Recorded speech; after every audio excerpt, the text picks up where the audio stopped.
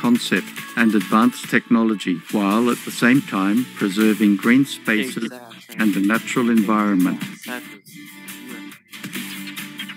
As a pioneer and innovator of distance higher education,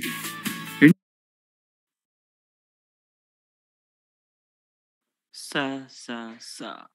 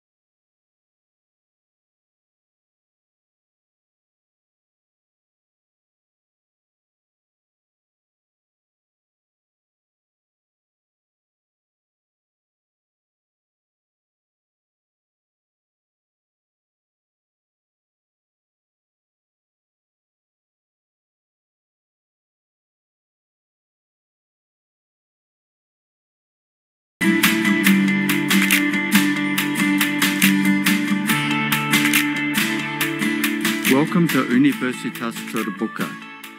Universitas Terbuka, or UT, is the 45th State University of Indonesia, launched on September 4, 1984. The head office is located at Pondok Cabe, South Tangerang, and is spread over 16 hectares. As the central university campus, Universitas Terbuka emphasizes the importance of professional concept and advanced technology, while at the same time preserving green spaces and a natural environment. As a pioneer and innovator of distance higher education, Universitas Terbuka has 39 regional offices throughout Indonesia, and one dedicated for students living overseas. The adoption of a flexible learning system allows UT students to learn wherever they are and whenever it suits them. UT provides learning opportunities for all individuals to higher education. Universitas Terbuka provides high-speed broadband and dedicated workstations for its staff in order to serve its students in Indonesia and across the globe.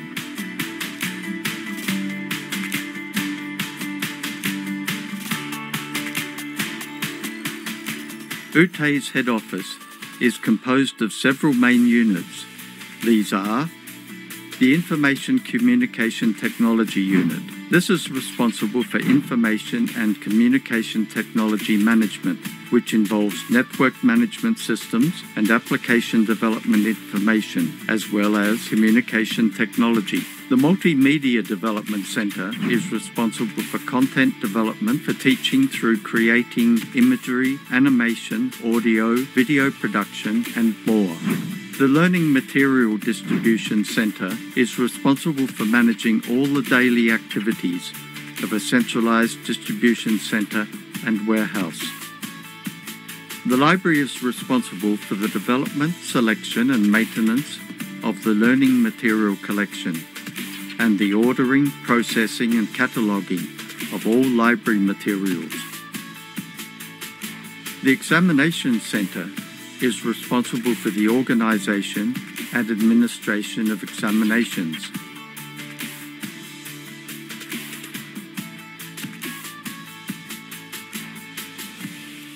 The Rectorate building contains the offices of the Rector and Vice-Rectors. The Bureau of Finance, General Affairs and Partnership is responsible for carrying out financial affairs and the university's planning, administration and management. The Bureau of Student Administration and Planning takes care of academic and administrative services, including a contact center that serves the needs of students. The core teaching and learning functions of the university are conducted through 4 faculties. These faculties offer diploma, bachelor, master, and doctoral programs. These faculties are the Faculty of Economics, the Faculty of Law, Social and Political Sciences, the Faculty of Science and Technology, and the Faculty of Education and Teacher Training. At present, Universitas Terbuka has a student body of just over 350,000 from every corner of Indonesia and more than 50 other countries. Universitas Terbuka, making higher education open to all.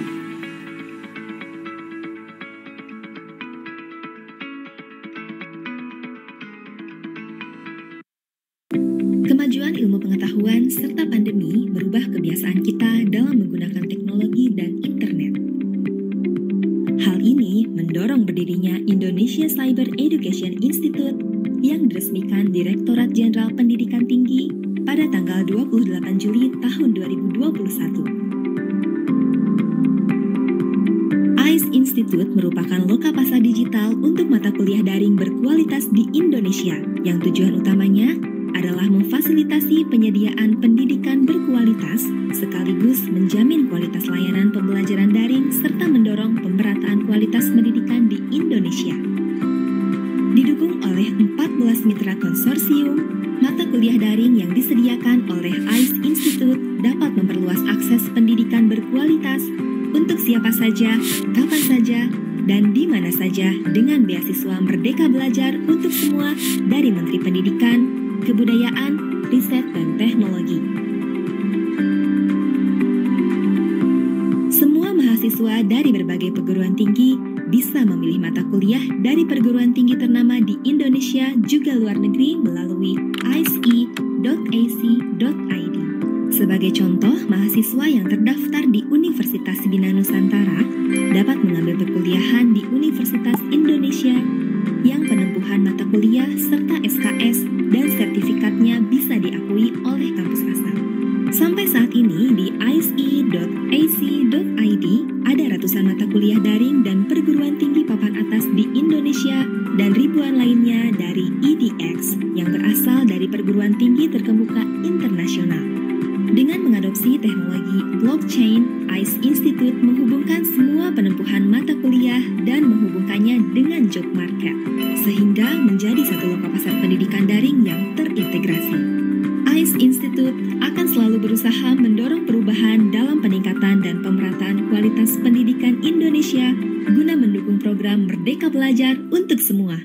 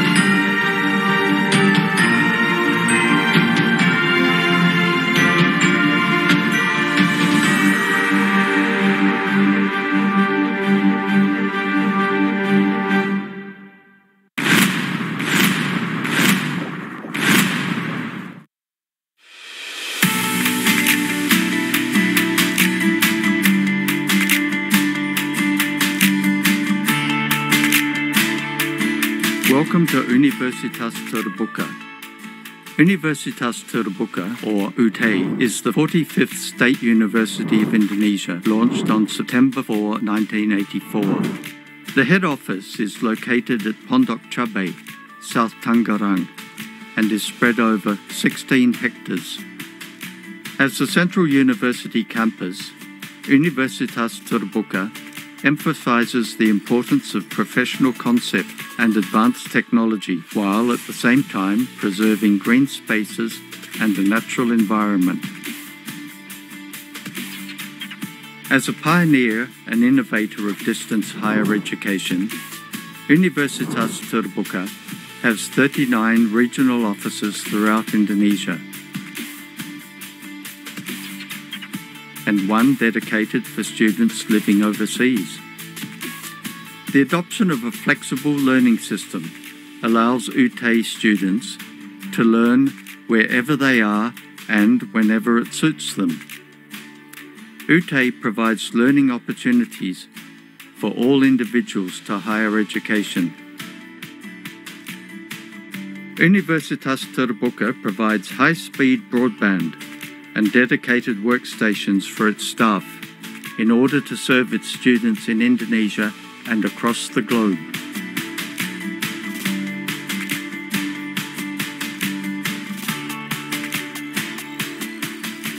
UTE's head office is composed of several main units. These are the Information Communication Technology Unit.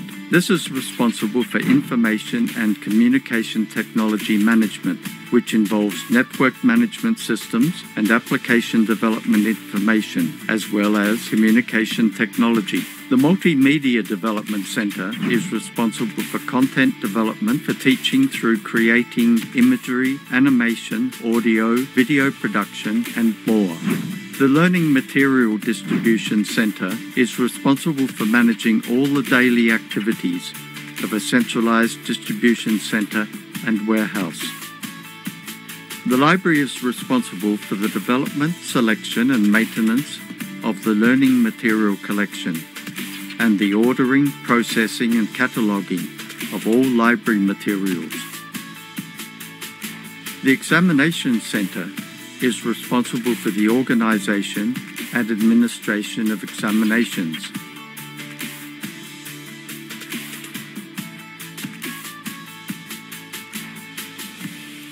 The Rectorate building contains the offices of the Rector and Vice-Rectors. The Bureau of Finance, General Affairs and Partnership is responsible for carrying out financial affairs and the university's planning, administration and management. The Bureau of Student Administration and Planning takes care of academic and administrative services, including a contact center that serves the needs of students. The core teaching and learning functions of the university are conducted through 4 faculties. These faculties offer diploma, bachelor, master, and doctoral programs.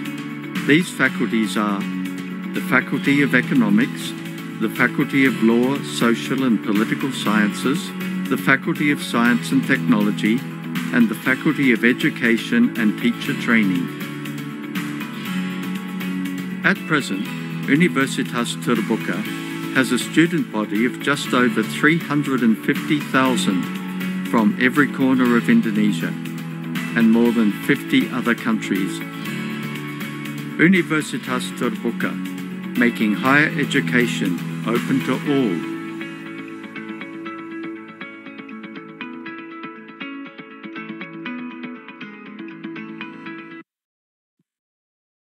Assalamualaikum, Om Swastiastu, Namo Buddhaya, Salam Kebajikan.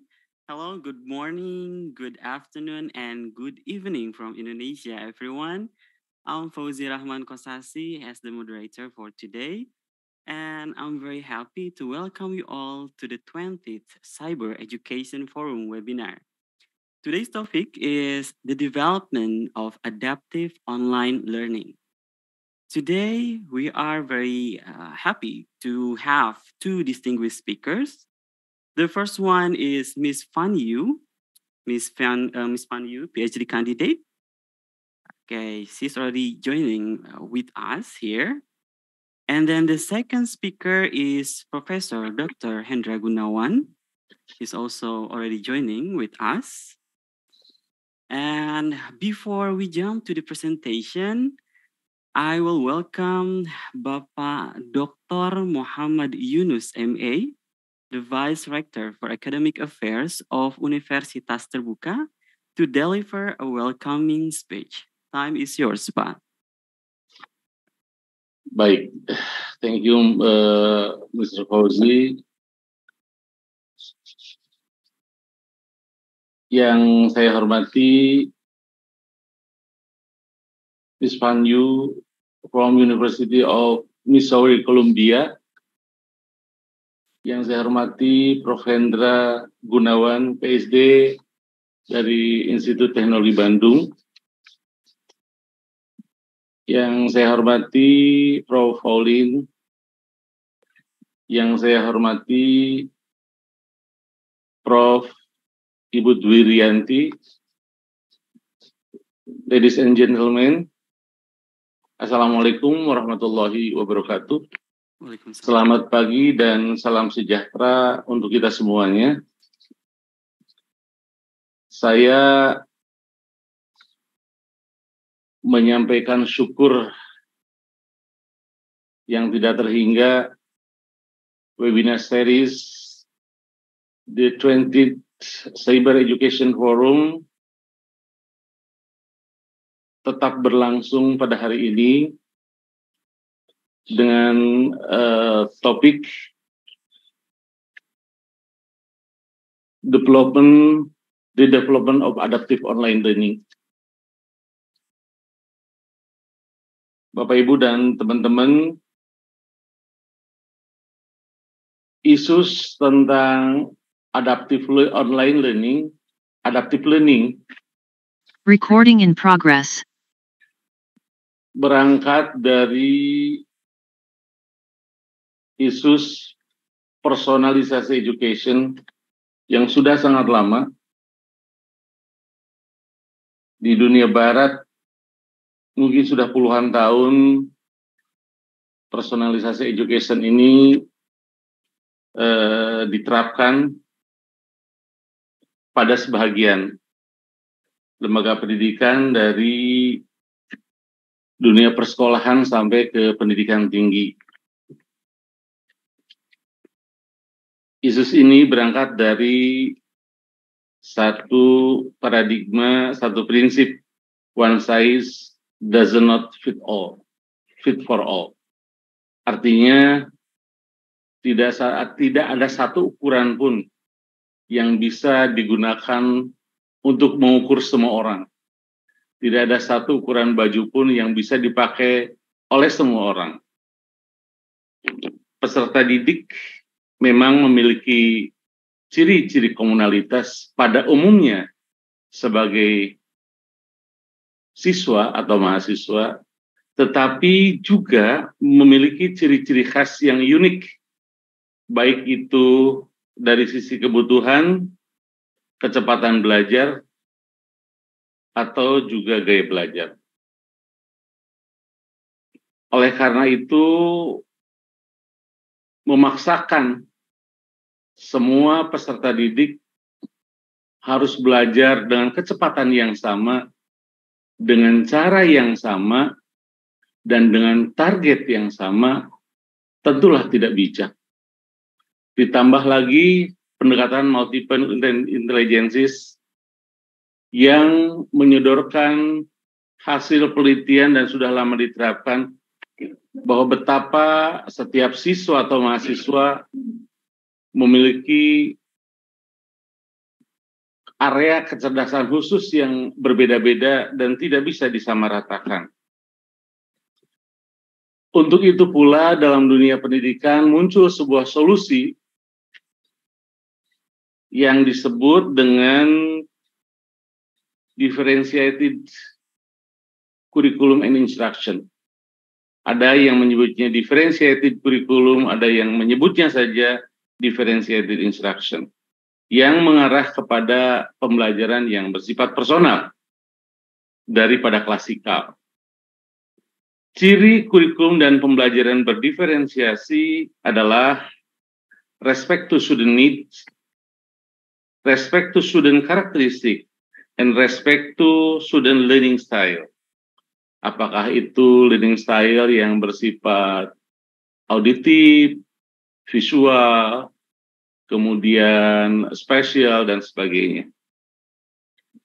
Banyak cara yang dilakukan untuk mewujudkan diferensiasi pembelajaran ini, termasuk untuk personalisasi para pembelajar, para siswa dan mahasiswa. Cara itu diantaranya melalui proses dan hasil. Proses artinya bahwa setiap siswa atau mahasiswa boleh memilih sumber dan media belajar yang berbeda-beda sesuai dengan kecenderungan mereka. Learning experience yang juga beragam dari sisi proses dan dari sisi hasil, semuanya memiliki standar minimum yang sama, tetapi setiap siswa diberikan ruang untuk mencapai standar yang berbeda-beda. Nah, itu semua dapat diwujudkan dengan personalisasi dalam pendidikan yang dicirikan dengan kurikulum dan pembelajaran yang lebih bersifat personal dan kurikulum dan pembelajaran yang memiliki fleksibilitas yang sangat tinggi. Tidak mudah, tetapi dengan kemajuan teknologi itu akan sangat membantu mewujudkan optimalisasi pencapaian hasil belajar mahasiswa dan juga mahasiswa sesuai dengan kebutuhan mereka, sesuai dengan karakteristik mereka, apakah mereka fast learner atau slow learner. Karena prinsip dalam personalisasi tidak ada mahasiswa yang bodoh. Yang ada adalah apakah mereka termasuk pembelajar yang cepat atau pembelajar yang lambat. UT dalam kadarnya telah mencoba menerapkan kurikulum berdiferensiasi atau pembelajaran berdiferensiasi ini. Kita di UT meyakini dan memahami bahwa mahasiswa yang beragam memerlukan cara layanan dan modus layanan yang juga beragam. Kita menerapkan pembelajaran moduler, kita juga menyediakan beragam modus dan sumber belajar yang sangat bervariasi dan sangat kaya yang dapat dipilih oleh para mahasiswa untuk mencapai standar minimum atau bahkan standar yang lebih tinggi bagi mereka yang punya kemampuan lebih untuk meraih capaian pembelajaran lulusan yang barangkali juga beragam. Nah, Miss Fansu and also Prof. Hendra Gunawan akan share dengan teman-teman sekalian bagaimana adaptive learning atau yang kemudian berlanjut kepada personal learning itu bisa diwujudkan dalam konteks kita, terutama yang dilakukan secara online. Bapak, Ibu, dan teman-teman, selamat berseminar. Semoga memberikan experience, pengalaman yang berharga, yang dapat bukan hanya memperluas insight kita, tetapi juga memperkaya pengalaman akademik dalam dunia pendidikan dan pembelajaran. Kepada Ms. Venyu, thank you for sharing.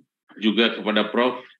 Hendra Gunawan, terima kasih untuk kehadiran dan kesediaan Bapak sharing dengan teman-teman, terutama yang mengikuti acara webinar series ini.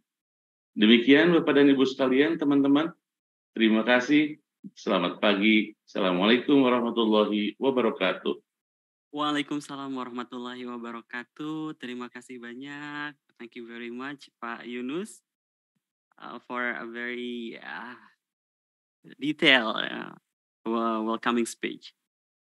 And to get closer with the ICE Institute, let's watch its newest video profile.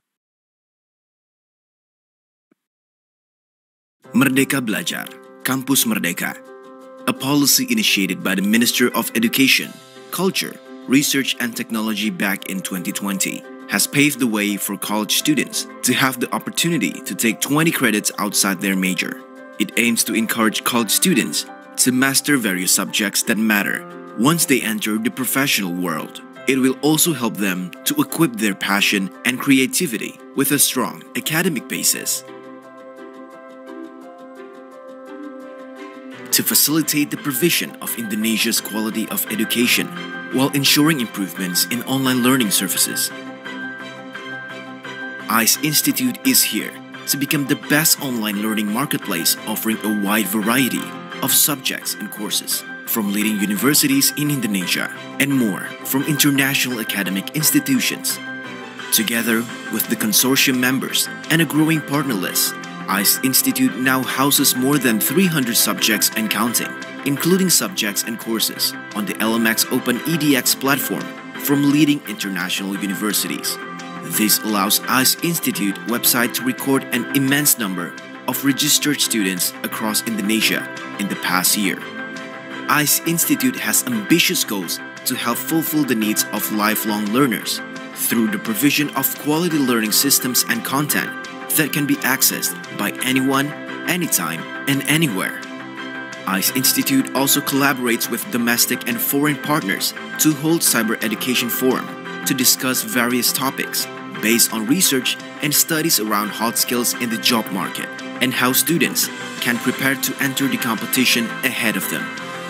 One of the programs that ICE continues to develop is Micro-Credential Game Developer Program with 5 streams of specialization: Game Artist, Game Programmer, Game Designer, Educational Game Developer, Game Project Manager.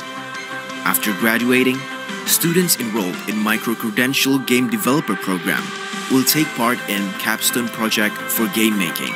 The 10 best games will be selected by experts from the gaming industry during the judging process. Not only quality programs, AR or VR has also been used in various lecture processes to provide a modern and futuristic learning experience. ICE Institute will continue to carry out various research and development of the facilities, services, and features provided, thus becoming an answer to embrace the borderless and unlimited era of the Industrial Revolution 4.0, which has changed the perspective on how formal education is being held. Well, that was the newest video profile of ICE Institute. Next, I welcome Bu Rahayu Dirian, TMA, the Acting Director of ICE Institute, to deliver an opening remarks. Please, Bu Yanti. Thank you, Mas Fauzi. Good morning, everybody. Good morning. Can you listen? Yes. Okay. Good morning, Pak Yunus. Good morning, Professor Gunawan and Fan Yu. First of all, thank you for taking the time to be present in this webinar. As mentioned before, today's topic is the development of adaptive online learning. And Pak Yunus has already explained a bit, so I will just summarize it in 1 or 2 sentences. Adaptive in online learning is based on the use of technology to facilitate student learning flexible, comfortable, and personal. So in this case, technology help customize the learning process based on the student's need. So I hope this topic will inspire all of us to create more innovative online learning, especially for courses in ICE later on. So we hope that it will benefit not only for lecturers, but also for students who will take the online courses in ICE or in any other platform in Indonesia and abroad. So, well, we hope that you will enjoy the presentation. Without further ado, let's listen to their presentation. Thank you. Enjoy it. Thank you very much, Bu Yanti. Yeah. And before I welcome the first speaker, there is a brief information for all participants. First, questions and answer session will be after Ms. Fan and Prof. Hendra finish the presentation. You may write down the questions on the chat section, or for those who are watching us on YouTube TV, YouTube live streaming, please type it on the comment section. Don't forget to state your name and where are you from. You may use English or Bahasa Indonesia. And then the second, as the present form, at the end of this webinar, the organizing committee will give a feedback form. Jadi sebagai pengganti kehadiran, form kehadiran, Bapak Ibu nanti dipersilakan untuk mengisi link feedback. Ya. Make sure all participants fill out the form to get the e-certificate It will be sent to your registered email address maximum 7 days from today. Now it's time for me to welcome the first speaker, Miss Fanny Yu. She is currently completing her PhD degree at the School of Information Science and Learning Technologies of University of Missouri from the United States of America. And then she also currently involving in several research projects in the area of user experience, online course design and improvement, right usability test, technology enhanced learning, and many more. Ms. Fan Yu, 20 minutes for your presentation, please. Thank you. Thanks for your introduction. Let me test if I can share my screen successfully and you can see my slides. Okay, you may try.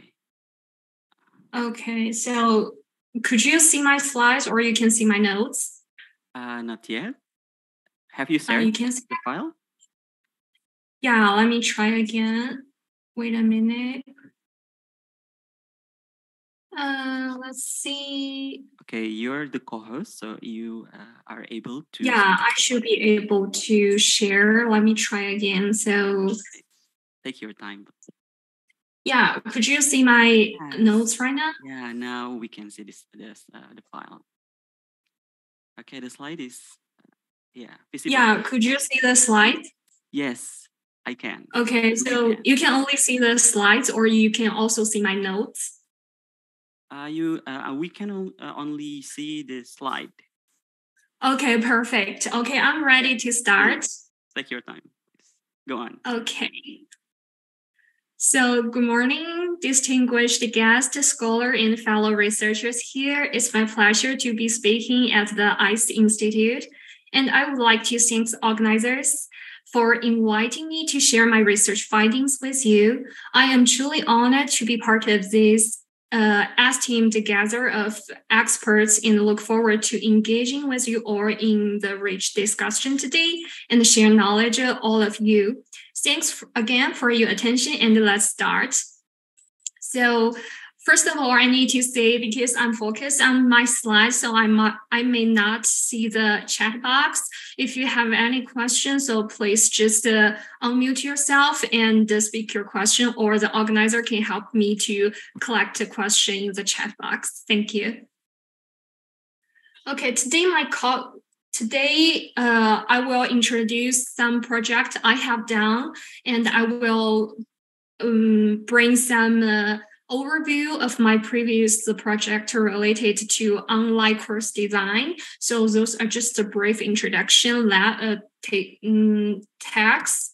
And in this presentation, I will use a project as an example to demonstrate what efforts we put in to improve the online engineering classroom. I would like to share the methods, results from my previous study. Those findings and the research process may give you some new idea, and we can discuss what we can do in the future. First of all, let me introduce myself briefly. My name is Fan Yu. Actually, I'm originally from China. I'm a PhD candidate from the School of Information Science and Learning Technologies. My research area focuses on student self-efficacy in STEM education, including online engineering education. Also, I'm a UX researcher in educational games. I would like to explore the user experience in educational games or educational online environments. Also, I like to design learning technologies for future students. Those are my emails. If you have any question I cannot answer in this presentation, please email me. I can provide the help if I can. Okay, next, I would like to introduce some team member in my project. Those professors cannot be here today, but I would like to introduce them. They are very excellent and they get involved in online engineering classroom design. If you like this area, you can search their name in Google Scholar and look at their articles. They may help you a lot. Our team formed a faculty learning community to provide education and discussion to help instructor learn some teaching practice in engineering classroom from the year 2020 until now. The engineering faculty learning community aims to increase the participant of women in engineering through enhanced social cognitions, which has been linked to career outcomes. And in this learning community, we like to support faculty in design and completing teaching practice. Let me introduce our project framework first. In order to design appropriate learning experience for students, including online learning experience, which means we like to increase the students' interests and make students have a better learning performance. We will increase their self-efficacy first to achieve our goal. Some of you may be familiar with what self-efficacy is, but I would like to introduce self-efficacy briefly to give some idea to whom they may not understand that. So look at this graph. Self-efficacy refers to an individual's belief in his or her ability to complete behaviors necessary to produce specific performance attainments. In the social cognitive view, self-efficacy is not a global trait like self-esteem. It's not a general feeling or self-worth. Rather, self-efficacy is conceived as a dynamic set of self-belief that are linked to a particular performance domain or specific activity. For example, one person among us may hold a high self-efficacy belief about doing well in a social study course, but this person may feel much less competent at a statistical course. So self-efficacy related to a specific domain or specific activity. Okay, so look at this graph. We would like to design an online course which can increase the students' self-efficacy in this course. In other words, by increase the students' self-efficacy in this course, students will have more motivation in this course and will take more actions to complete the coursework and have more interest in this course. Now the question is, how to increase the students' self-efficacy? Look at the figure. If you locate the word self-efficacy, we can see the learning experience will affect the student's self-efficacy. So the self-efficacy could be increased by changing the student's learning experience. We also call it 4 types of source for self-efficacy. The 4 types of source include personal performance, refer to the experience a student has when they are learning a new skill. For example, if students try to solve a problem and get the correct answer, then they increase their confidence that they can continue to do well in solving similar problems. Another example, if students can also work in the negative direction if the student's solution is not correct. This experience are one of the strongest correlated to self-efficacy. Next, second learning experience called vicarious learning or observational learning is learning that's driven from the indirect source, such as hearing or observation. It is the observation of people around us, especially people we consider as role models, seeing people similar to ourselves' success by their efforts raises our beliefs that we can also do this. The third type of learning experience called social persuasion or verbal persuasion is being told that you can succeed. This often takes the form of positive feedback from instructors, peers, role models, or even one's own positive self-talk. When a person is told that they have the ability to succeed, they are more likely to achieve success. And the fourth category of self-efficacy source called physiological or affective states. So think about your motion, your physical reaction. It will also impact your learning experience. The next question we need to consider is how can we improve those learning experience. So in our project, we choose to give faculty members training, teach them how to use new teaching strategies and improve the students' learning experience in their classroom. So in our faculty learning community, we offer training to faculty members to learn the teaching practice. The practice were related to the 4 learning experience in the SCCT model, and the faculty members were trained to use them with the provided examples. Our team built a Canvas course. You can see the screenshot here. And under each category, each learning experience, we provided some teaching strategies to faculty members. They can choose the appropriate strategies in their classroom. Because of the COVID, all classrooms turned to online. Thus, we provided training to teach faculty members who never taught online. Those faculty members from the College of Engineering, they never taught online. So we taught them how to teach class online. For example, our training includes the introduction of Zoom, like how to use Zoom, how to share screen, how to make annotations, how to use breakout rooms. We introduced them a new technology like iClicker to instructors. They can use iClicker to increase the interaction with their students in online courses. Regarding the development of adaptive online learning, the SCCT model is our framework to design the online courses and measure the students' performance. This is some previous projects or publications that we have done, and I want to give a brief introduction to them and share some findings we have. If you are interested in those articles, you can email me or you can just search those articles online. So the first report, our team reported the changes in student self-efficacy during the COVID-19 pandemic and the subsequent shift to remote learning. This transition, I think all of us understand that situation. The physical classes just turned to online suddenly, and we didn't prepare enough. So a lot of challenges were faced by us. This transition caused many challenges for higher education institutions like our university, include engineering education. This study explained the changes in student self-efficacy regarding engineering-related beliefs by collecting survey in semester of 2020 spring. In the pre-May post design, you can see time 1 was the first 2 weeks when all engineering courses were taught in person. So the engineering classroom assumed should be taught in person at that time. No one assumed engineering courses will turn to online, but the COVID changed everything.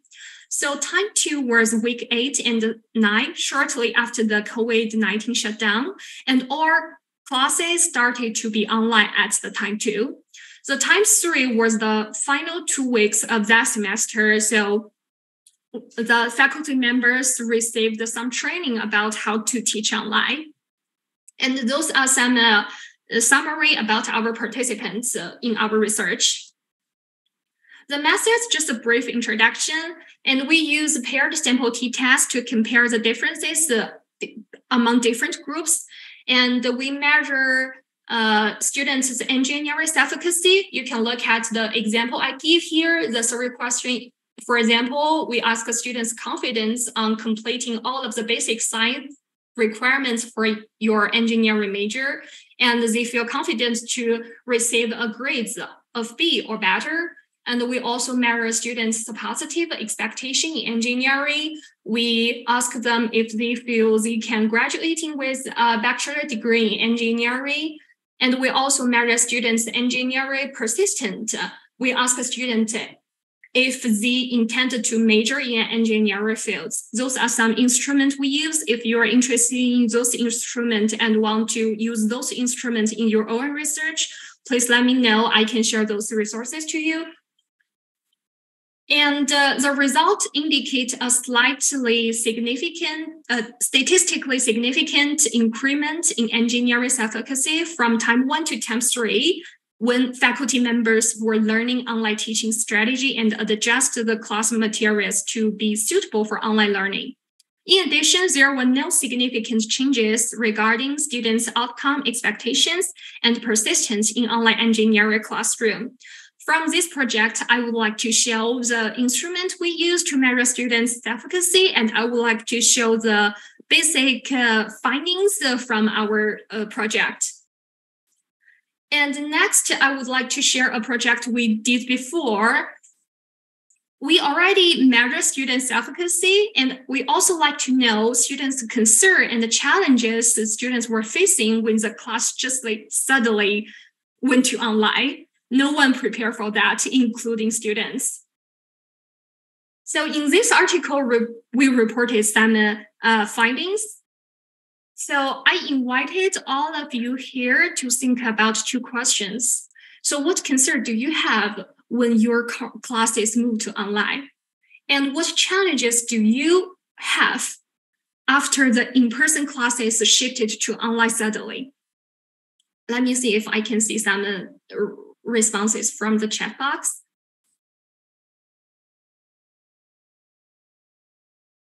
Okay, I would like to invite all of you to think those two questions. So do you have any challenges when your courses turn to online? Or assume some, or are you prepared for those changes?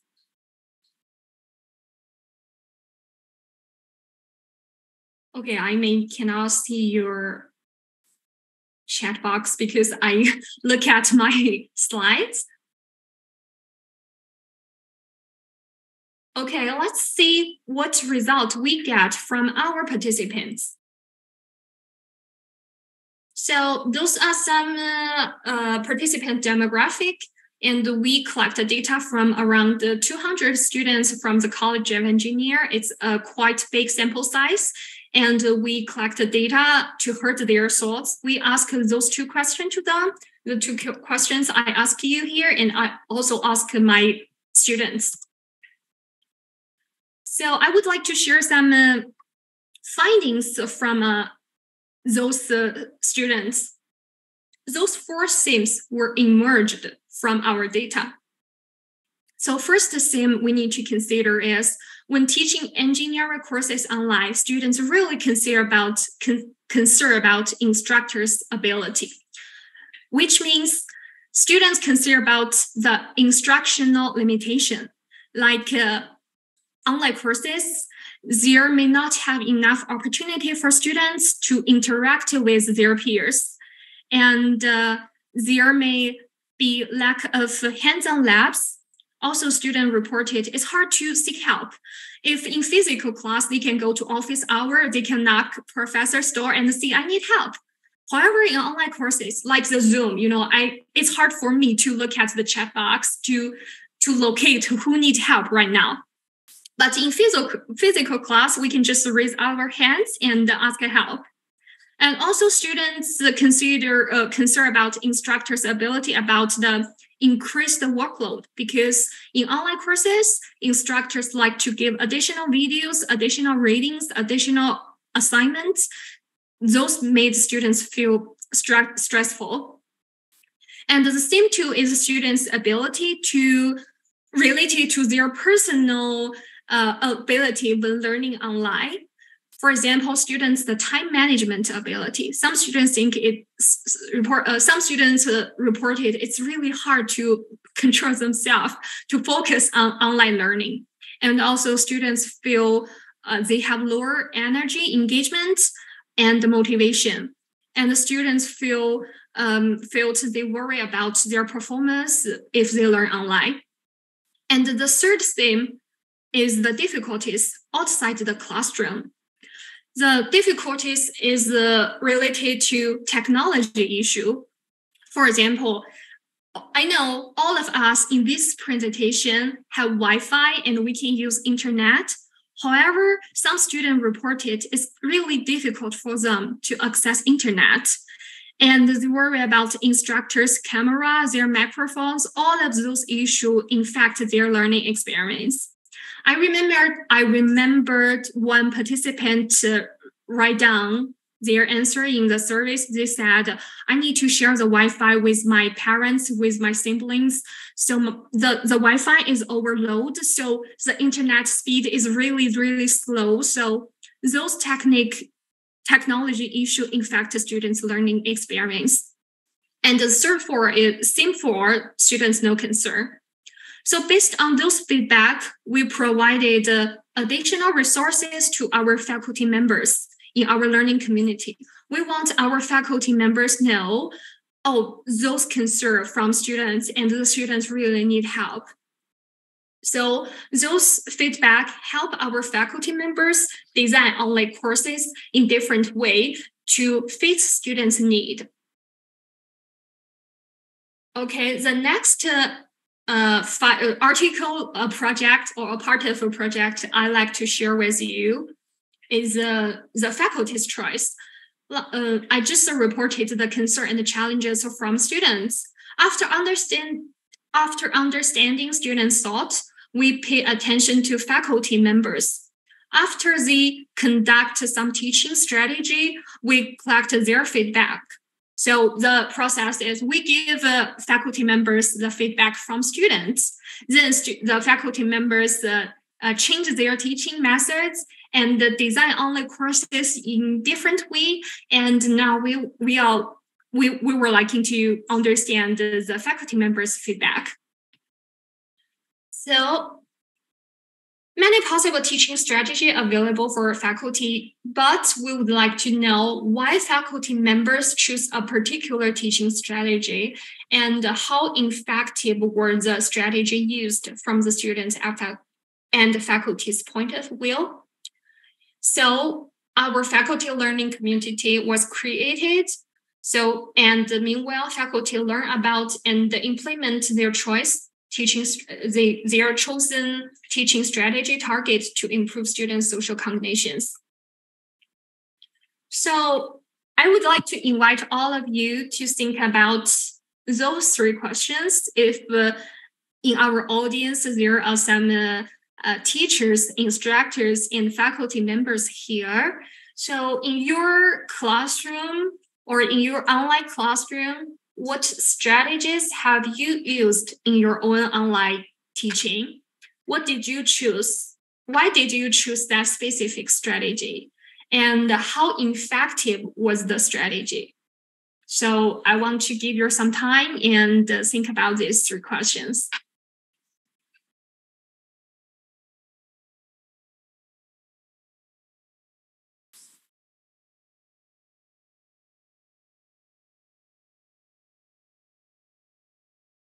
Okay, let's look at the teaching strategies we provided to professors, to our faculty members. So I think I would like to demonstrate those tables because I think if some of you in this presentation are faculty members or new instructors in online engineering teaching, those tables may help you to pick up some teaching strategy you like to use in your own classroom. Like I said, based on the SCCT model, we would like to improve students' learning experience. So those teaching strategies are related to the 4 types of source of students' learning experience. For example, we give students active learning, and we can give students preparation, and we can use meta-cognition way. So if you like to conduct those teaching strategies in your classroom, you can do a screenshot right now and use those teaching strategies in the future. Also, those teaching strategies were reported in our paper. If you can see the annotation here, the paper name is at the bottom of the slide. And in this paper, you can find the full list of those teaching strategies, and you can use that. Mm-hmm. Sorry? Are you asking a question?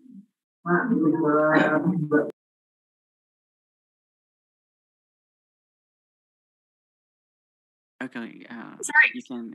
I can't hear you.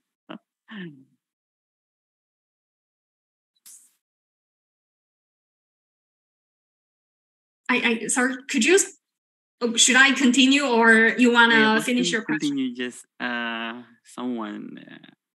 Okay, no problem. I want to ask how many minutes, how much time I have. Yeah, you still have 5 more minutes. Yeah, please. Okay, perfect. So let me finish my presentation. So this research I just introduced some teaching strategy you may use in your own classroom. This research was looking specifically at the impact of social combinations. So we grouped the strategy in relation to the 4 sources of social combinations. And faculty learned about the strategy and chose the ones they thought were best suited for their course. This is a table 1 you can screenshot, and this is another table related to other types of learning experience, like for the emotional arousal. So we can use the test anxiety week to reduce the students' anxiety in assignment or in exam. And in this research, in this article, we collect faculty members' reflection. We do interview with faculty members. We ask their feeling.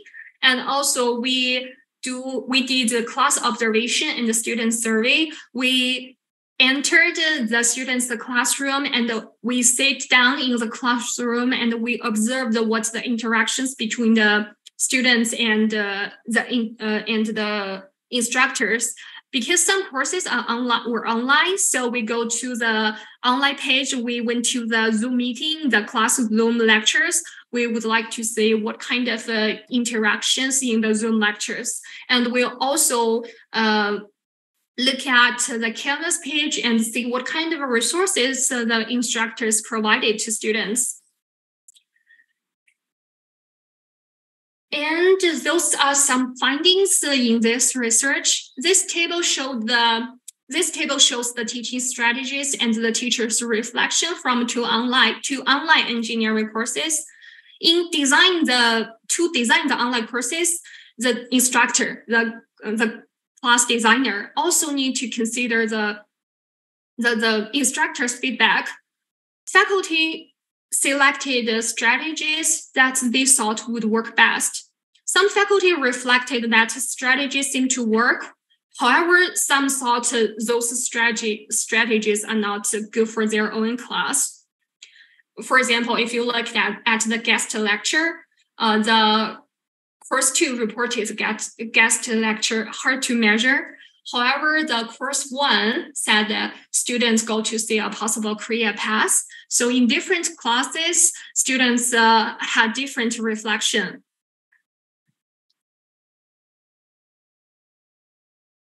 And based on the 3 researcher publications I introduced previously, what I would like to emphasize is in order to design a good online course, we need to consider the students' thoughts. We need to understand the students' concern and the challenges when students first time to interact with online courses. And second, we need to understand what assistance the instructor needs. Not everyone can teach online, so we need to offer help. If some new faculty members don't know how to teach online, we need to give them training, give them help, and give some hands-on help to help them to learn the online teaching skills. Also, we need to know how to measure students' performance in online courses. I know some of us like to look at students' grades. If students' grades increase, that means the online course is good. If the students' grades not good, that means the online courses need to be improvement. However, the performance is not only about students' grades directly. We can also look at students' self-efficacy. It's a very strong approach, resources to look at students' future ability. So I would like to introduce the self-efficacy to all of you. That is a good model for our own research to measure students' performance. Okay, I think I almost ran out of time. So thank you all for being here today and for your attention to my presentation on the development of adaptive online learning. I hope that my example project I shared with you has given you ideas for your own research and teaching practice. As we continue to navigate the ever-changing landscape of online learning, it is crucial that the development can better meet the needs of diverse learners. Like I just introduced the 4 themes. Some different students have different concerns. When we design online courses, we need to know the needs from students. I believe that by working together and sharing our knowledge together, we can make a significant step in this area. Thank you again for your time and the interest, and I look forward to continue conversation with you all. Thank you. Thank you very much, Fanyu, for your informative and insightful presentation. Recording stop. Which I think Recording will in be progress. Very beneficial for education, yeah. And now, I welcome the second speaker, Professor Dr. Hendra Gunawan.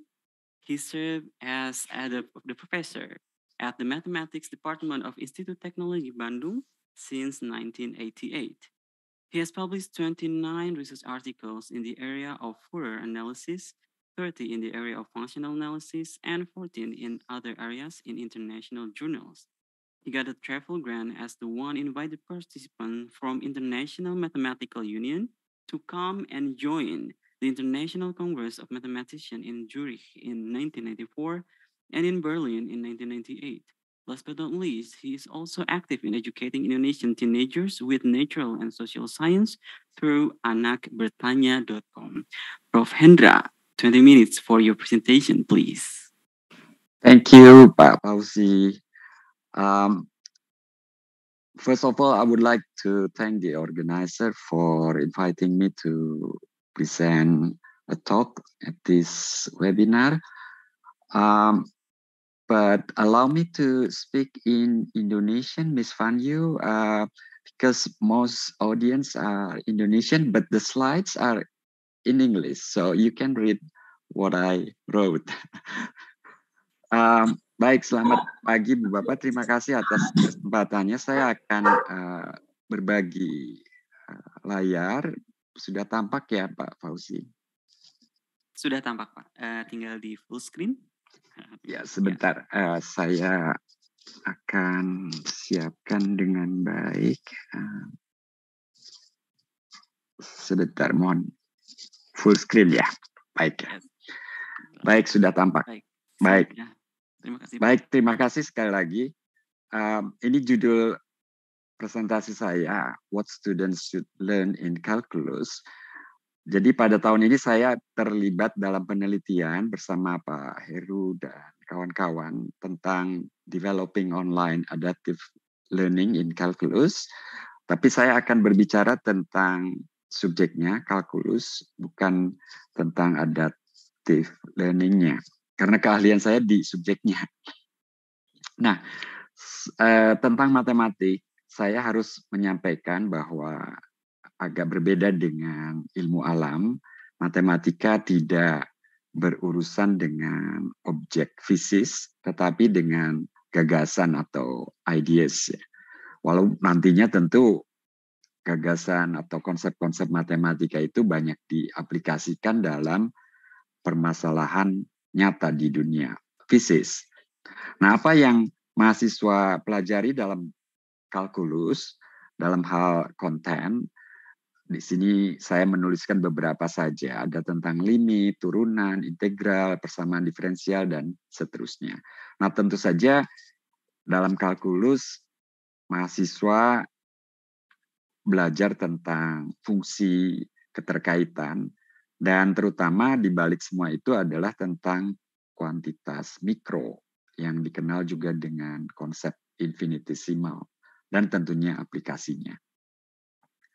Nah, ada dua fokus utama dalam kalkulus dan secara umum dalam matematika, yaitu pertama bahasa matematikanya, bagaimana konsep-konsep dirumuskan dan disajikan, kemudian tentunya kemampuan matematikanya, yaitu bagaimana memecahkan masalah matematika. Jeda dulu Pak Fauzi, suara saya cukup jelas ya? Sangat jelas, Prof. Sangat jelas, baik. Saya takut ngomong sendiri ini dalam kelas seperti ini. Baik, saya lanjutkan. Nah, perbedaan dengan sekolah matematika sekolah yang dipelajari oleh siswa di SMA maupun di SMP begitu adalah soalnya dibarin putus-putus nih. Bocor. Okay. Tapi kadang kalau kota sendiri sini nih keyboard di sini apa bunyi tuh. Okay, please. Komati. Baru pernah 2 kali. To mute. Okay. Silakan Prof, mohon maaf. Ya, jadi dengan matematika di SMA ada kemiripan tentunya, tetapi juga ada lebih banyak perbedaan begitu ya. Nah, di SMA siswa belajar tentang rumus dan bagaimana menggunakannya, menghitung dan seterusnya begitu ya. Itu kita kenal sebagai lower order thinking. Nah, di perguruan tinggi mahasiswa tidak hanya belajar rumus dan menggunakannya, tetapi juga memahami konsep, menganalisis, mengevaluasi, dan juga mengambil kesimpulan begitu ya, yang kita kenal sebagai higher order thinking. Nah, lebih lanjut di perguruan tinggi, kalkulus itu disajikan secara terstruktur. Jadi dari depan sampai belakang, dari awal sampai akhir, kalkulus itu menjadi satu rangkaian materi yang sambung bersambung begitu ya. Jadi itu yang saya maksud dengan terstruktur, sehingga mahasiswa sebetulnya akan mempunyai gambaran yang lengkap tentang kalkulus itu.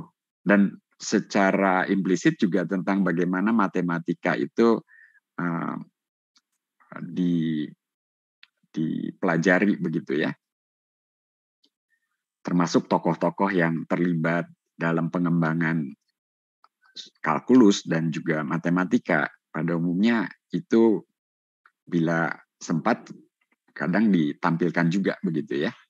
Jadi aspek sejarahnya juga bisa muncul. Nah, tentang bagaimana sebuah konsep didefinisikan di universitas, ini menjadi hal yang penting. Sebagai contoh, definisi integral itu bukan sekedar notasinya, tetapi didefinisikan sebagai limit dari jumlah Riemann. Dan teorema dasar kalkulus dinyatakan dan dibuktikan. Nah, ini sebagai gambaran saja suatu konsep yang esensial dan perlu dipahami oleh mahasiswa, yaitu tentang limit. Definisinya saya sajikan di sini, mudah-mudahan banyak di antara peserta yang pernah belajar kalkulus dan terlebih daripada itu juga mengajar atau memberi kuliah tentang kalkulus. Jadi definisi ini kita ketahui sama-sama bukan sesuatu yang mudah. Kalimat yang berantai, apa istilahnya, kalimat majemuk ya, yang berbunyi sebagai berikut: for every epsilon positive, there exists delta positive such that the implication holds. Jadi untuk setiap epsilon terdapat delta sedemikian sehingga implikasi yang tertulis di sini berlaku begitu ya, yaitu bila nilai mutlak X min C berada di antara 0 dan delta, maka nilai mutlak F X min L lebih kecil daripada epsilon. Apa artinya ini? Nggak mudah. Nah, untuk memahami ini, maka saya kalau mengajar biasanya saya bermula dengan implikasinya itu sendiri ya. Jadi yang kuning ini, jadi yang lainnya saya kaburkan. Jadi implikasi ini sendiri itu sesuatu yang harus mahasiswa pahami. Kemudian sedikit demi sedikit saya tambahkan. Bagaimana kalau ditambahkan terdapat delta sedemikian sehingga implikasi itu berlaku. Kalau ini sudah paham, maka berikutnya baru kalimat lengkapnya. Untuk setiap epsilon terdapat delta positif sedemikian sehingga implikasi tadi berlaku. Nah, kadang saya menyajikan juga implikasi yang konkret begitu ya. Jadi dengan angka-angka yang konkret, jadi C-nya sama dengan 1, deltanya 0,1, epsilonnya 0,5 begitu ya. Apakah kalimat ini benar atau salah, mulai dari yang pertama sampai dengan yang terakhir.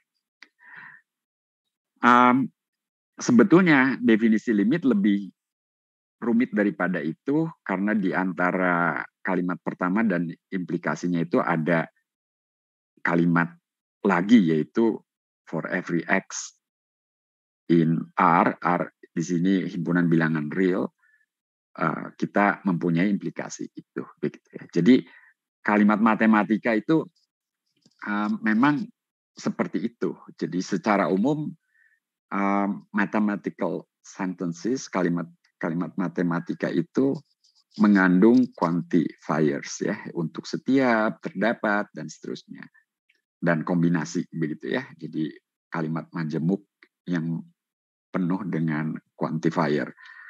Nah, lalu bagaimana sih soal-soal matematika di perguruan tinggi itu berbeda daripada di SMA? Nah, di sini saya memberi contoh sebuah soal yang bunyinya sebagai berikut. Menggunakan teorema nilai antara, buktikan bahwa terdapat bilangan real X sedemikian sehingga berlaku persamaan X kuadrat sama dengan cos X. Nah, ini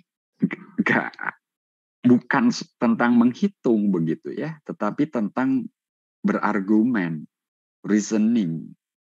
Jadi tentu mahasiswanya sendiri perlu memahami teorema nilai antara itu. Tentu kita sebagai dosennya perlu mengekspos teorema itu juga sebelumnya begitu ya. Nah, jadi kalkulus itu kita sepakat mudah-mudahan bukan sekedar berhitung, tetapi mengembangkan apa yang dikenal sebagai mathematical power, daya matematika. Dan itu mencakup reasoning, problem solving, making connection, communication, communicating gitu ya, dan seterusnya.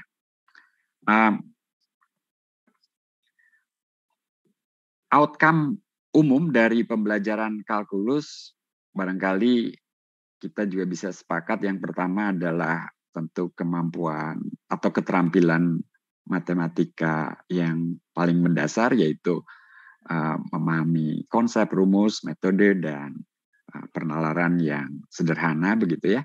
Tetapi kemudian dilanjutkan dengan kemampuan berpikir kritis, logis, sistematik, dan kreativitas dalam pemecahan masalah yang terkait dengan matematika, khususnya kalkulus, karena topiknya kalkulus begitu ya. Kemudian juga kemampuan membaca dan menggunakan informasi secara mandiri dari berbagai sumber belajar dalam bentuk tulisan ataupun video untuk memecahkan masalah-masalah yang relevan. Dan terakhir, kemampuan mengkomunikasikan gagasannya serta hasil pekerjaannya baik secara lisan maupun tulisan.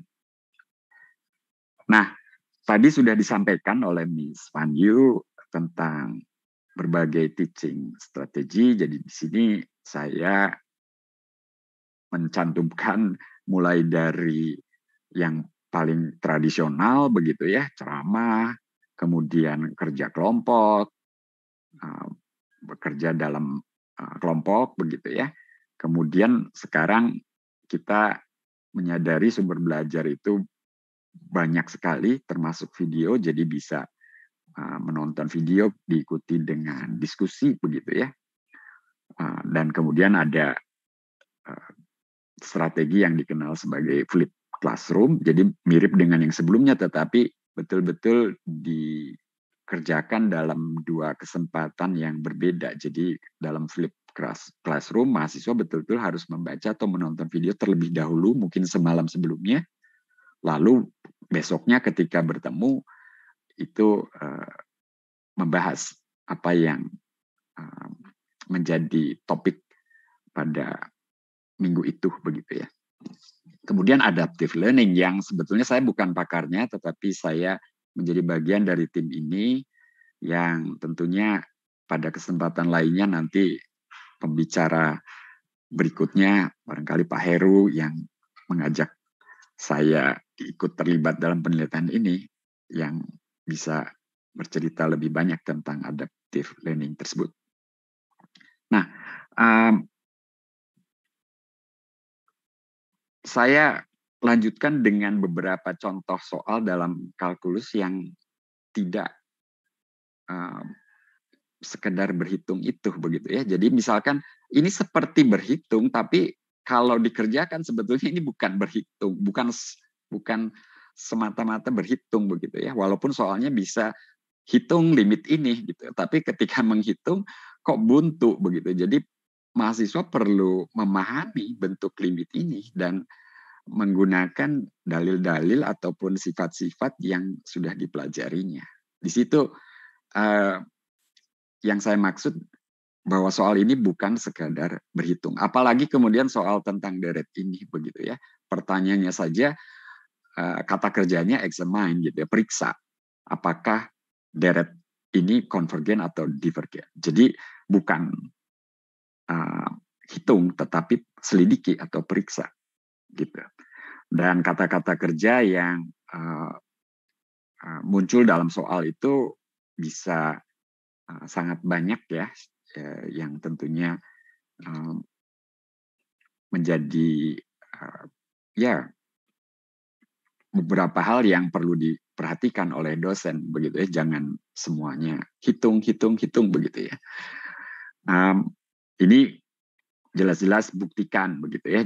Jadi dalam matematika pembuktian itu basic ya. Jadi mahasiswa harus terbiasa dengan hal itu juga. Lalu tentu ada sejumlah soal aplikasi, bagaimana menentukan panjang tangga terpendek yang menghubungkan lantai dengan dinding dengan kondisi tertentu. Kalau kita punya sebuah keping di mana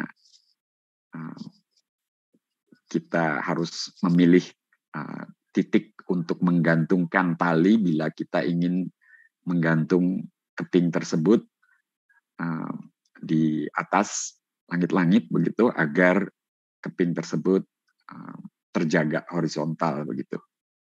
Kemudian masalah aplikasi tentang, maaf itu masih ada bahasa Indonesia air garam, bahasa Inggrisnya brine. Jadi if a tank of water is poured with brine, stirred, and at the same time the liquid is flowing out of the tank, how much salt is contained in the liquid after 3 hours. Jadi ini soal persamaan diferensial.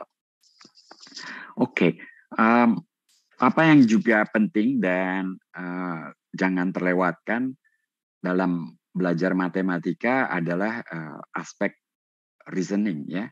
Jadi soal benar atau salah seperti ini itu sederhana tetapi sangat penting ya. Jika X lebih kecil daripada 1, maka X kuadrat lebih kecil daripada 1. Ini benar atau salah? Begitu. Bagaimana sebaliknya? Nah, apa yang mahasiswa ketahui biasanya adalah pernyataan jika dan hanya jika yang biasanya pakai simbol, kalau boleh saya menulis di sini simbol yang seperti itu ya, jika dan hanya jika. Tapi kalau searah saja bagaimana ya? Jadi di sini ini hanya if then ya, begitu. Nah, kemudian juga tentang ini yang dipelajari dalam bab turunan, extreme points dan stationary points. Kadang-kadang mahasiswa juga tertukar ini, begitu ya. Jadi kalau F terdiferensialkan di C, pernyataan mana yang betul? Jika F mencapai nilai ekstrim di C, apakah F aksen C harus sama dengan 0? Atau jika F aksen C sama dengan 0, maka F mencapai nilai ekstrim di C? Pertanyaan ini menjadi penting karena mahasiswa sering terbalik gitu ya, menggunakan kata jika atau kata maka begitu ya. Dalam matematika arah dari kiri ke kanan atau dari kanan ke kiri itu penting gitu ya, kecuali memang pernyataannya ekuivalen jika dan hanya jika begitu ya. Tapi banyak yang hanya berlaku satu arah, one way. Kemudian dalam matematika mahasiswa juga belajar banyak tentang dua operasi yang kadang dapat bertukar, kadang tidak, begitu ya. Jadi kalau X tambah Y dikuadratkan tentu tidak sama dengan X kuadrat tambah Y kuadrat. Demikian juga sin X tambah Y tidak sama dengan sin X tambah sin Y. Tapi banyak sekali yang bertukar. Limit F tambah G sama dengan limit F tambah limit G. Limit F kali G sama dengan limit F kali limit G. Di sini operator perkalian, penjumlahan itu bisa bertukar dengan limit. Istilahnya commute gitu ya. Jadi operasi penjumlahan dan operasi limit itu commute. Turunan juga demikian. Tapi turunan dengan perkalian tidak commute gitu ya. Nah, ada yang commute, ada yang tidak. Nah, tapi kemudian ada operasi komposisi gitu ya, yang mirip dengan pertukaran operasi. Hanya di sebelah kiri komposisi, di sebelah kanan perkalian gitu ya. Jadi ini komposisi, ini kali gitu ya. Nah, yang seperti ini mestinya menarik. Menarik itu dalam pengertian menggugah mahasiswa untuk berpikir. Ya. Bahkan ketika kita memperkenalkan definisi fungsi kontinu, kita bisa menyajikannya sebagai dua operasi yang bertukar, commute gitu ya. Limit itu bisa seolah masuk ke dalam gitu ya. Jadi di sini limitnya masuk ke dalam gitu ya. Begitu. Nah, ini barangkali tidak disadari juga oleh sebagian kita ya ketika mengajar, mungkin melewatkan hal tersebut, sesuatu yang sebetulnya menarik dan membuat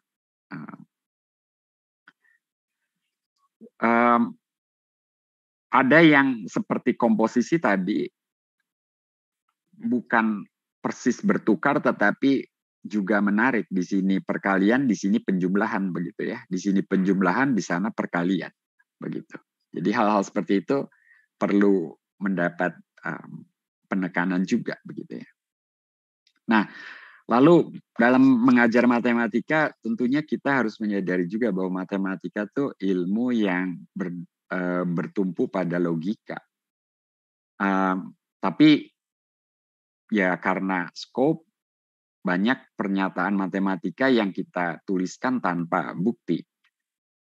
Nah, ketika konsepnya relatif mudah, maka sebetulnya penting sekali bagi kita untuk menyempatkan diri membuktikan kalimat tersebut. Exposure to proofs is important. Jadi, kenapa ini penting? Karena kita tidak menginginkan mahasiswa kita percaya pada fakta-fakta matematika. Karena matematika bukan ilmu kepercayaan begitu ya. Tetapi menerimanya, ini sangat beda. Jadi pernyataan matematika itu bukan ayat suci begitu ya. Nah, contoh pernyataan yang relatif mudah untuk dibuktikan, limit yang bertukar dengan operasi penjumlahan tadi, itu relatif mudah, jangan dilewatkan. Lalu juga pernyataan jika F mempunyai turunan di C, maka F continue di C. Itu relatif mudah. Pendek buktinya, jangan dilewatkan. Nah, kembali ke teaching strategies.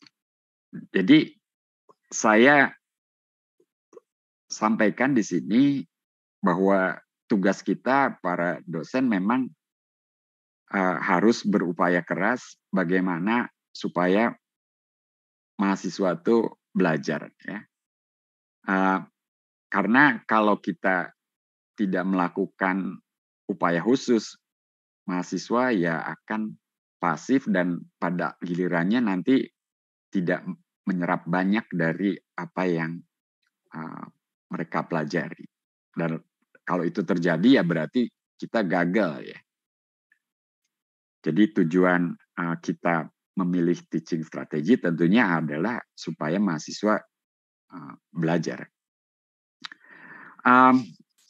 Ini penutup dari saya dengan banyaknya informasi yang dapat diakses oleh mahasiswa, baik Google, Wiki, YouTube, dan sekarang chatbots gitu ya.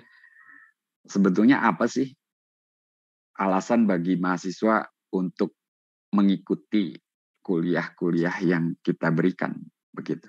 Saya kira ini penting untuk kita renungkan. Artinya kembali tadi, strategi apa yang kita pilih supaya mahasiswa betul-betul mendapat manfaat dari perkuliahan yang mereka ambil dan pembelajaran yang kita lakukan gitu ya, bersama dengan mereka. Saya kira itu yang saya sampaikan, mudah-mudahan dapat memancing diskusi. Sekali lagi mohon maaf saya mempresentasikan lebih banyak tentang materinya, sedikit mengaitkan dengan teaching strategis. Terima kasih Pak Fauzi. Terima kasih banyak Prof. Hendra Gunawan. Thank you very much for sharing an informative and also interesting presentation. And if it also reminds me about math long ago.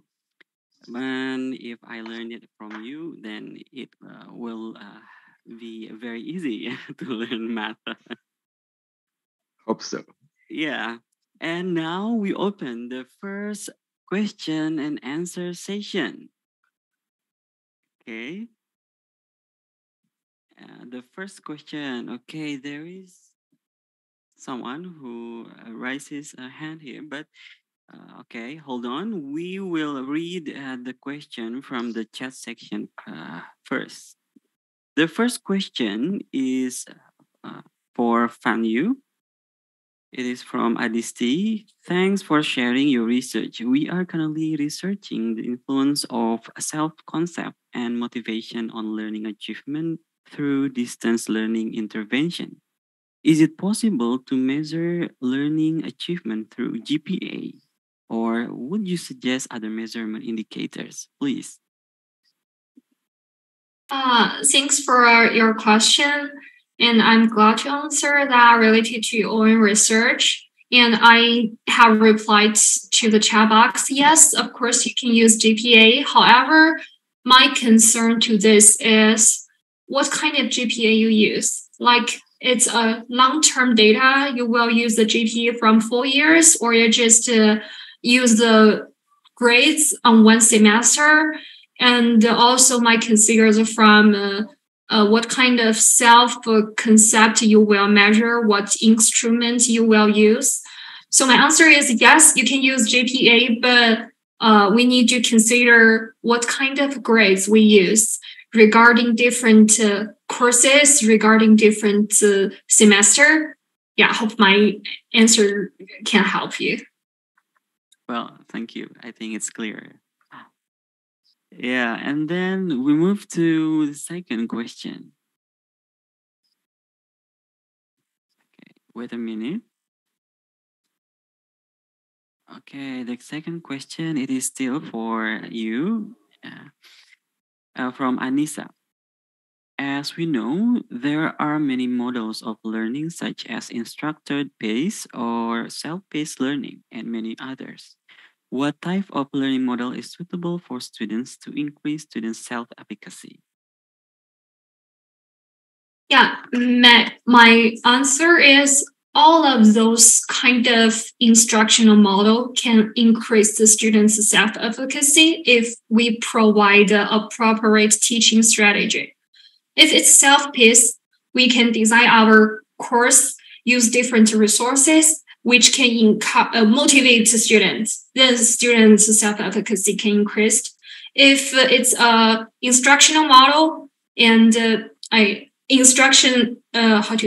it's not a self-paced, it's a synchronous class, we also can use, based on my research, I suggest proper rate teaching strategy can also increase the student self-efficacy. So the problem is what kind of learning experience students can receive from those kind of models. That is the main point. I hope my answer can help you. Yeah, thank you for your answer. And then in this first Q&A session, we still have the third question. The third question is for Prof. Hendra from Dia Rasmi. How to link the subject matter on calculus on the development of the adaptive learning motivation by using online method on student learning activities. Oke, silakan Prof. Ini bagaimana untuk menghubungkannya? Sebentar, ini saya kan sudah disclaimer tadi ya, tidak dalam adaptive learningnya, tetapi kalau yang dimaksud di sini apa yang nantinya saya lakukan bersama dengan tim, maka saya bisa sampaikan bahwa materi kalkulus itu akan disajikan dalam bentuk modul-modul dan mahasiswa nanti bisa memilih dari modul pertama dan seterusnya, tetapi yang menjadi ciri khas dari adaptive learning adalah bahwa kalau mahasiswa sudah merasa menguasai satu modul, maka ia dapat melewati modul itu gitu ya. Jadi bisa meloncat begitu dan bisa kembali juga bila ternyata memerlukan. So itu ide mendasarnya, dan ini dibantu oleh aplikasi begitu. Jadi mahasiswa masuk ke aplikasi, lalu dia akan terekspos dengan judul modulnya barangkali begitu, dan kemudian mahasiswa bisa membuka satu modul dan mulai dari situ begitu. Kurang lebih seperti itu Bu Dian Rahmi. Terima kasih atas pertanyaannya. Iya, terima kasih juga atas jawabannya, Prof. Yeah. And we move to the second session of question and answer session. Yeah, this question is for Prof. Hendra from Gali. Regarding the achievement of students on math, is there any impact on adaptive learning on mathematics achievement? Okay, I cannot answer this question yet. I mean, the research is just started. Actually, it hasn't started yet. We just got the news that the research is funded. So we will meet very soon to start with the project. And maybe at the end of the year, we can tell the result of this adaptive learning on calculus that we are conducting. Thank you. Pak Gali. Yeah. Belum. Okay, Prof. Penelitiannya baru dimulai. Will go and smoothly and very smooth. Thank you. Okay, and then we move to the second question. Okay, this question is for Fan Yu from Maya. Thank you so much, Ms. Fan Yu, for your thorough presentation. I would like to ask about bias in your projects. As we know, self-efficacy is invisible. How can you avoid bias in conducting the study, as sometimes the invisible element as self-efficacy might be influenced by other factors like students' well-being? As you have conducted projects by using quantitative methodology, do you plan to conduct another project in quantitative approach? So you might study the phenomenon more deeply. Okay, please. Okay, so I have to admit, there is bias in my research, of course, because the sample size, but I try my best to avoid the bias. First, the sample size. If you look at my slides when I collect data, so I'm trying to include the students from diversity group, the gender, the age, the program. So I include the diversity of the group, and it can reduce the bias in this research. Also, the instrument I used like to measure students' efficacy, measure the positive expectations. Those instruments were designed to test their reliability and validity. So those instruments can reduce the bias as much as they can. And also you ask, I use the quantitative methods. Yes, the first article I introduced about use t-test to compare the time 1 and time 3 self-efficacy. It's a quantitative methodology. And for the second and the third article for research I introduced, the findings I introduced, I use the qualitative methods because I collect a survey and I do coding work and I try to find what they thought from their open-ended question. So those research, those findings came from the qualitative approach. And in the future, I will report more data findings in the future work. If you are, interested in those area, and you can look for the future report from our team. Hope my answer can help. Yeah, thank you very much for your answer, Fanny. And let's move to another question. And this question will be our last question. Considering the time allocation, we do apologize that we cannot accommodate all of your questions. Okay, please, friends. Yeah. Okay, this question is for Hendra from Dila. Pada kelas kalkulus, apakah strategi adaptive learning dapat digunakan atau ada strategi yang lebih cocok? Baik, justru itu yang akan kami lakukan. Jadi saya kira tidak ada yang tidak mungkin. Jadi tim riset yang diketuai Pak Heru akan menerapkan adaptive learning strategy ini dalam mata kuliah kalkulus begitu. Jadi idenya tadi, so the subject matters will be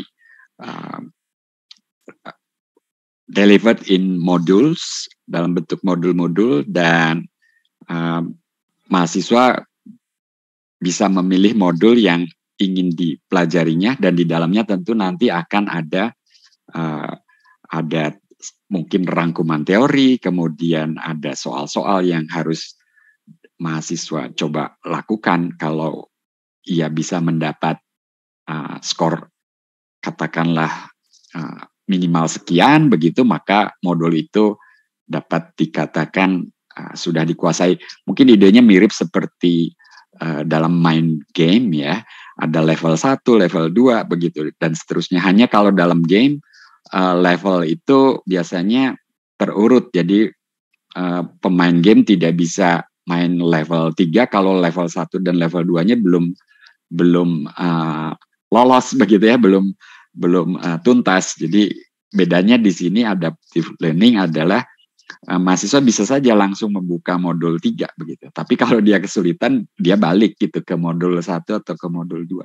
Tapi kalau dia memang sudah ternyata bisa di modul 3, artinya dia memang menguasai modul 1 dan 2 gitu. Asumsinya seperti itu. Jadi kami akan mencoba itu, Ibu, Bapak.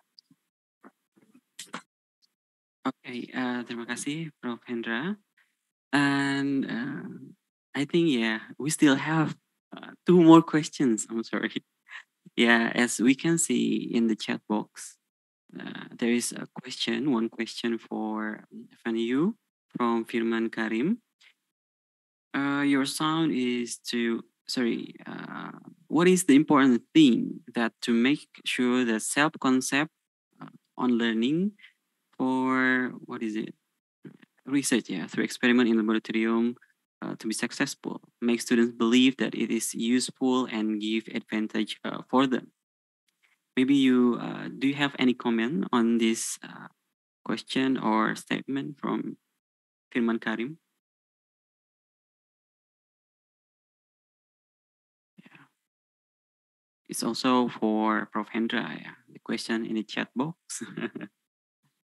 If you have any comment. Ms. Fan, you first. Miss Fanny? You can go first. Okay. Well, from me, I think the answer will be short.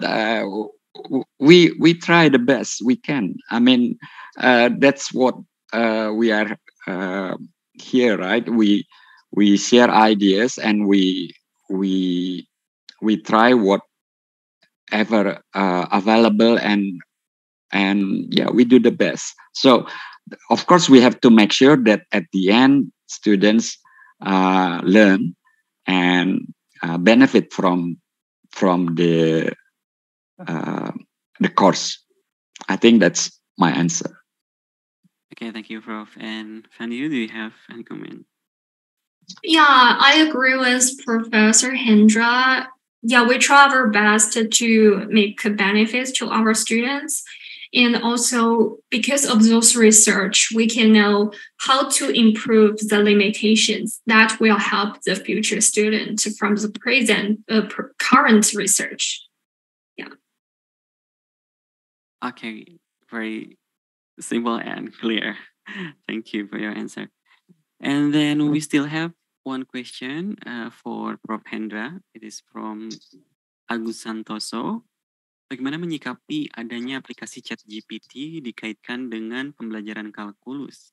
Apakah tujuan pembelajaran kalkulus diantaranya untuk menggugah mahasiswa berpikir? Namun dengan adanya aplikasi ChatGPT ini, tujuan agar mahasiswa berpikir menjadi berkurang. Apakah seperti itu, Prof? Terima kasih, matur nuwun. Justru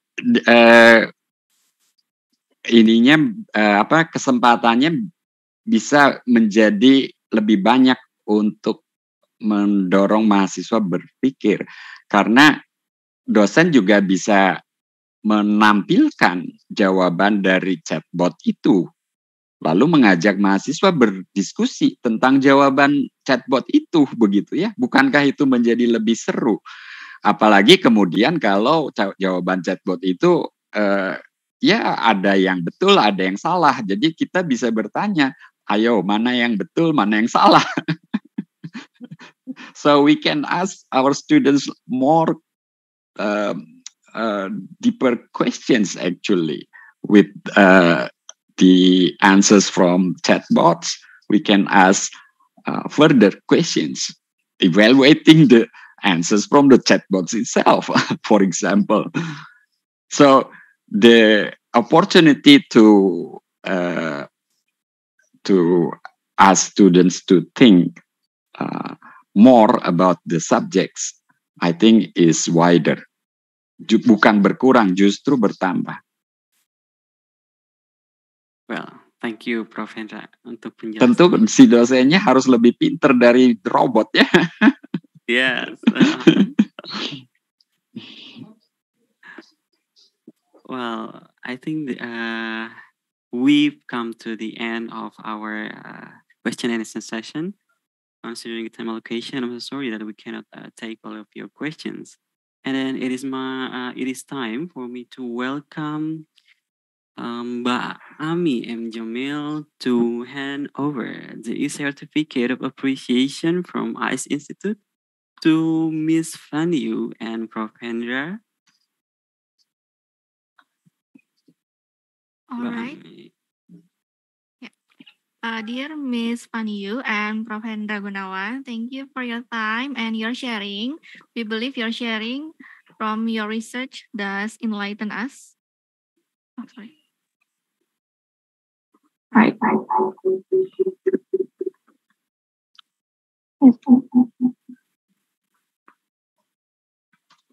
All right. Can you hear my voice? Yeah. All right. Yes. So yeah, Miss Fanny Yu and Prof. Hendra Gunawan, thank you for your time and your sharing. We believe that your sharing about your research does enlighten us more about adaptive online learning and also calculus. On behalf of the organizing committee, I would like to give each of you a certificate of appreciation for your great contribution to this webinar. This is for you, Miss Fanny Yu. Let's give virtual applause for her. And yeah. And also next for Prof. Hendra. Yeah, this is the certificate. Please accept it with our sincere gratitude, dear Ms. Fanyu and Prof. Hendra. Let's give a virtual round of applause for our speaker today. Thank you and see you later. Thank you, Thank you. Melanie. Yeah, and let's give once again a virtual applause for both speakers.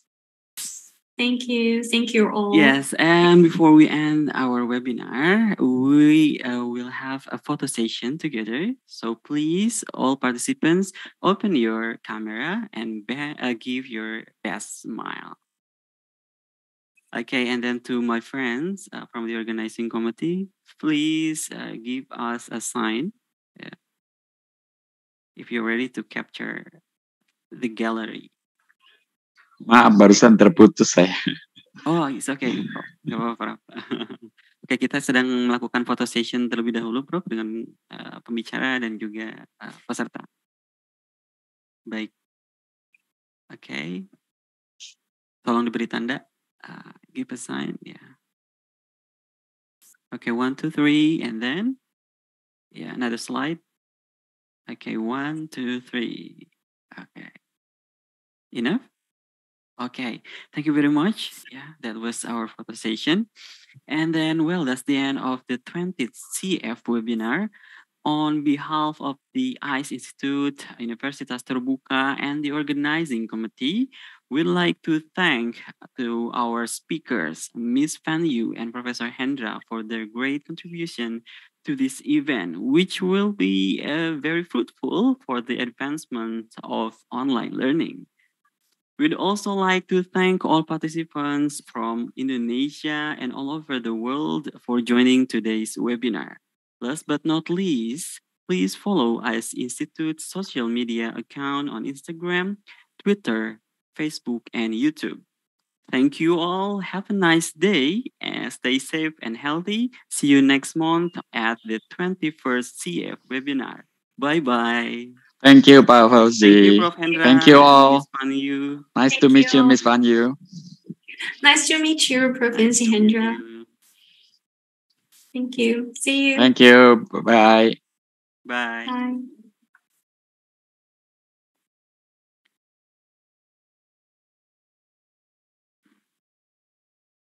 Baik, bagi Bapak Ibu yang telah menunggu untuk mendapatkan link feedback